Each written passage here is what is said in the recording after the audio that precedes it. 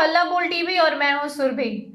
Patna police Shambhu girls hostel मामले में एक आज बड़ा खुलासा करने जा रही है और इस मामले से पर्दा हटाने जा रही है। आइए हम इसके बारे में जानते हैं हल्ला बोल टीवी के संपादक दीपक शर्मा से। देखिए, पटना पुलिस आज शाम मीडिया से बात करके कई जो चीज़ें कन्फ्यूजन, कई तरह की अफवाहें चल रही हैं शंभू गर्ल्स हॉस्टल में जो छात्रा की मौत हुई है, जो उसके साथ गलत काम हुआ है, उसको लेकर उसके बारे में जानकारी पत्रकारों के साथ आज शेयर कर सकती है आज शाम। क्योंकि इस मामले में जितनी मुंह उतनी बातें आ रही हैं सामने, कोई कुछ कह रहा है, कोई कुछ कह रहा है। तो ऐसे में पुलिस अब इसकी रेगुलर ब्रीफिंग करेगी कि जांच में क्या चीज़ें सामने आई हैं, ताकि किसी तरह की अफवाह, किसी तरह की भ्रम की स्थिति न बने। और कहा जा रहा है कि आज पुलिस के पास काफ़ी हद तक इसके बारे में जानकारी हाथ लग गई है और पुलिस आज शाम मीडिया के साथ, पत्रकारों के साथ इस बारे में जानकारी शेयर कर सकती है। ये देखिए, ये जो पूरा मामला है, इसमें सबसे बड़ी जो चुनौती पुलिस के सामने है वो ये है कि पीओ का पता लगाना, जहां घटना हुई है उसका पता लगाना। जी। तो जहां घटना हुई है उसका लगभग पता लग चुका है।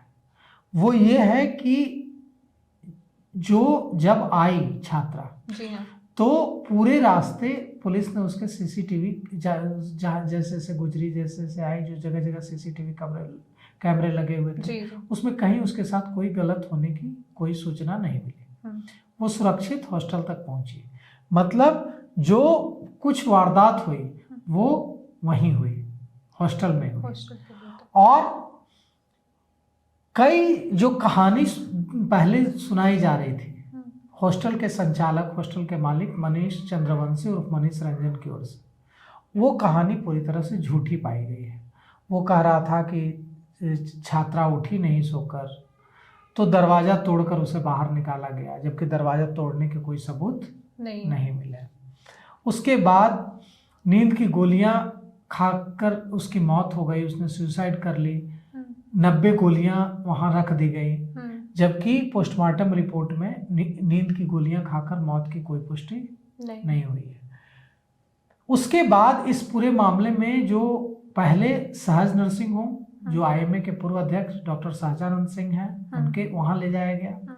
उसके बाद फिर ले जाया गया प्रभात मेमोरियल हॉस्पिटल। उसके बाद उसको मेदांता भेजा गया। ये प्रभात मेमोरियल हॉस्पिटल में जिस तरह से उस बच्ची छात्रा और के साथ व्यवहार हुआ, उसके परिजनों के साथ व्यवहार हुआ, और जिस तरह से व्यवहार हुआ सहज सर्जरी में, दोनों ही पर पुलिस को संदेह है। और आज पुलिस की टीम सहज सर्जरी पहुंची, जो डॉक्टर सहजानंद सिंह का अस्पताल है, और प्रभात मेमोरियल हॉस्पिटल भी, उनके डॉक्टरों से भी पूछताछ की गई है। तो कई डॉक्टर्स भी इस घेरे में आ गए कि जो पहले इसको सुसाइड बताया गया, उसकी इलाज में लापरवाही की गई जी। सबूतों को मिटाने की कोशिश की गई। जब परिजनों ने कपड़े मांगे तो कब कहा गया डॉक्टरों की ओर से कि कपड़े फेंक दिए गए हैं। पूरे मामले में निश्चित रूप से लापरवाही हुई है या साजिश हुई है। पहले पुलिस इस एंगल से जांच नहीं कर रही थी, लेकिन अब एसआईटी जो है वो इस एंगल से जांच कर रही है कि पूरे मामले में, ये जो पूरा मामला है, इसमें किस किस स्तर पर साजिश हुई होगी। और आज शाम पुलिस इस बारे में अहम जानकारी जो पुलिस के हाथ लग गई, लगभग पुलिस आज खुलासा कर देगी। आपको ऐसा नहीं लगता कि अगर इस मुद्दे को इतना नहीं बढ़ा चढ़ाकर, इतना बवाल नहीं होता, तो ये केस कब का दब चुका? बिल्कुल, यही कोशिश थी सुरभि। अगर इस लोग सड़कों पर नहीं उतरते, अगर इतना मीडिया इस मुद्दे को नहीं उठाता, अगर पत्रकारों ने इसे इतना नहीं उठाया होता और आम लोग अगर सड़कों पर नहीं उतरते, तो यह मामला दबा देने की पूरी व्यवस्था कर ली गई थी। किसी को पता नहीं चलता और मामला रफा दफा कर दिया जाता। सबसे बड़ा हाथ पुलिस का लग रहा है। बिल्कुल, वहां के, इसीलिए आप सोचिए कि जो एसआईटी बनाई गई, जो स्पेशल इन्वेस्टिगेशन टीम बनाई गई है, उसमें चित्रगुप्त नगर की जो थानेदार है, एसएचओ है रोशनी कुमारी, उसको नहीं रखा गया है। इसीलिए नहीं रखा गया है क्योंकि उनकी भूमिका पूरी संदेहास्पद है।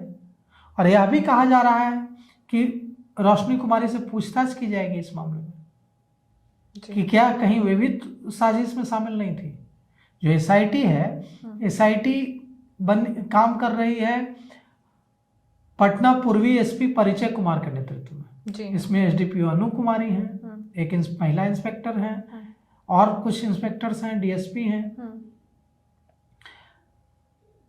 परिचय कुमार अब इस मामले में बिल्कुल, परिचय कुमार और एसएसपी कार्तिकेय शर्मा, पहले गलती हुई है जांच में, वो गलती इसलिए हुई है क्योंकि एसएचओ ने गुमराह किया। इसीलिए अभी हम मांग उठ रही है कि एसएचओ पर को निलंबित करके एसएचओ के खिलाफ विभागीय कार्रवाई, जो थानेदार रोशनी कुमारी है उनके खिलाफ विभागीय कार्रवाई की जाए, डिसमिसल की कार्रवाई की जाए। जी हाँ। अब देखिए यह जो पूरा मामला है इसमें यह है कि ये सिर्फ वो जो छात्रा जिसकी जान चली गई उससे जुड़ा हुआ मामला नहीं है। अब जो खुलासे हो रहा है उसमें ये खुलासे हो रहे हैं कि एक रैकेट चल रहा था जी। 22 हॉस्टल्स हैं मनीष चंद्रवंशी और मनीष रंजन के जी। और ये 22 हॉस्टल जो हैं वो 3 जो थाना है पटना के उसमें आते हैं, उस थाना क्षेत्र में आते हैं। और ये कहा जा रहा है कि ये जो मनीष चंद्रवंशी और मनीष रंजन है ये पुलिस को नियमित रूप से हर महीने पैसा भेजता था जी। क्यों भेजता था? हॉस्टल चलाना तो कोई गुनाह नहीं है, नहीं, कोई क्राइम नहीं है, बिल्कुल नहीं, बिल्कुल उसको अधिकार है हॉस्टल चलाने का। तो कोई हॉस्टल चला रहा है और पुलिस को पैसे क्यों भेज रहा है महीने के? मतलब वो कुछ गलत कर रहा है जी। तो कुल मिलाकर के जो अब चीजें आई हैं कि पुलिस ने पता लगा लिया है कि पीओ यानी घटना स्थल कहाँ है जी। पुलिस की जो तहकीकात हुई है उसमें जो अब तक जानकारी सूत्रों के हवाले से पता चल रही है, आज शाम पुलिस इस बारे में शायद बताए ऑन रिकॉर्ड, लेकिन जो ऑफ रिकॉर्ड हमें पता चल रहा है वो ये है कि पीओ यानी घटना स्थल वो वही है कमरा जहां वो छात्रा बेहोश मिली थी और उसे अस्पताल ले जाया गया था जी। तो कहा जा रहा है इस मामले में जो बात आ रही है कि एक साजिश के तहत उसके इलाज में भी लापरवाही बरती गई। ये जो साजिश करता है, ये जो अपराधी हैं, ये नहीं चाहते थे कि वो छात्रा जिंदा रहे और बाद में अपने साथ जो उसके साथ अत्याचार हुए हैं उसके बारे में वो बताए।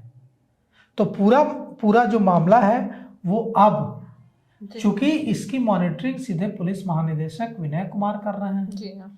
एडीजी कमजोर वर्ग weaker section doctor Amit Jain कर रहे हैं, पटना के आईजी जितेंद्र राणा कर रहे हैं। तो अब जो है इस मामले में लीपापोती संभव नहीं है, लेकिन शुरुआत में पूरी कोशिश हुई, जो आपका सवाल था कि इस मामले की लीपापोती करके इसको खत्म कर दिया जाए। अभी देखिए आज राष्ट्रीय जनता दल ने अरवल मोड़ से कारगिल चौक तक जहानाबाद में कैंडल मार्च निकाला है और यह मांग की है कि इसकी न्यायिक जांच कराई जाए या सीबीआई से जांच कराई जाए। और यह भी कहा है कि अब तक सिर्फ एक व्यक्ति मनीष रंजन की गिरफ्तारी हुई है, जबकि इस घटना में कई लोग शामिल हैं और पुलिस से मांग की गई है कि तमाम दोषियों की गिरफ्तारी करके उन्हें फांसी की सजा दिलवाई जाए। अब देखिए इस मामले में क्या कुछ होता है। नीट छात्रा कांड पूरे बिहार में बवाल मचा रखा है। हर जगह प्रदर्शन, कैंडल मार्च भी निकाले जा रहे हैं, तमाम नेताओं के बयान भी आ रहे हैं, इसको लेके वो न्याय की मांग भी कर रहे हैं। अब ऐसे में देखना होगा कि पुलिस अपनी गलती को सुधार के पीड़िता की माता और पिता को इंसाफ दिला पाती है या इस केस को पैसे और बल के बदौलत पे इसको दबा दिया जाता है। इस पे आपकी क्या राय है, हमें कमेंट करके जरूर बताएं और ऐसे ही तमाम खबरों के लिए बने रहे हल्ला बोल टीवी के साथ। धन्यवाद।